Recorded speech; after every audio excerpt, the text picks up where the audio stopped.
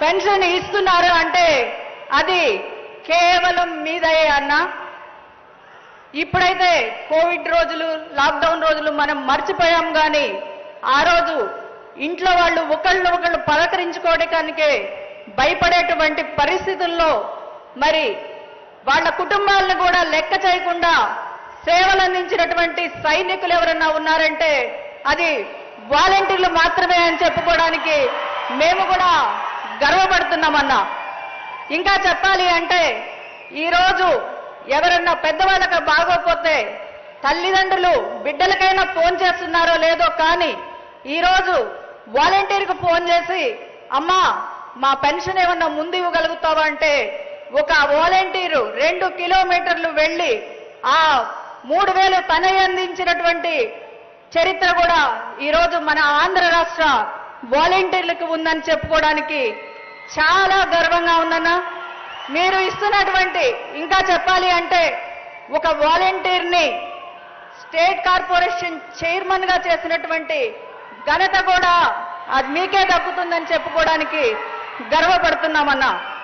మరి మీరు వాళ్ళ సేవలను ఇతోధికంగా పెంపొందించే విధంగా మీరు ఇస్తున్నటువంటి ఈ అవార్డులు వాళ్లకు ప్రోత్సాహకాలు ఒక మెడిసిన్ లాగా పనిచేస్తాయని చెప్పడానికి కూడా ఏమాత్రం సందేహం లేదని తెలియజేసుకుంటానన్నా.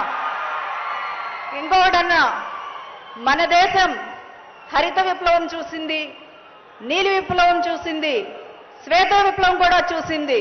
కానీ మన రాష్ట్రానికి ఉద్యోగ విప్లవం తెచ్చినటువంటి వ్యక్తి ఎవరన్నా ఉన్నారంటే అది మీరేనన్నా. ఒకే నోటిఫికేషన్తో 1,35,000 సచివాలయటువంటి సిబ్బందిని మీరు కులం చూడలేదు, మతం చూడలేదు, ప్రాంతం చూడలేదు, పార్టీలు చూడలేదు, పారదర్శకంగా ఉద్యోగాలు ఇచ్చినటువంటి ఘనత ఏదైనా ఉందంటే అది కేవలం మీకే చెల్లుతుందన్నా.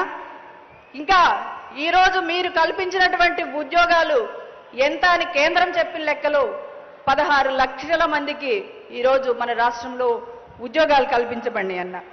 ఈరోజు మరి రాజధాని ప్రాంతం అన్న గతంలో 1000 రూపాయలు ఇచ్చారు.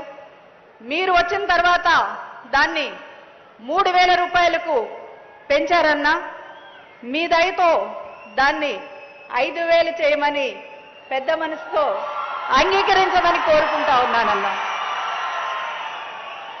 ఈరోజు మన ఆంధ్ర రాష్ట్ర పేద ప్రజల గుండె చప్పుడు ఏమిటంటే దండాలయ్యా దండాలయ్యా మహారాజై నువ్వు ఉండాలయ్యా.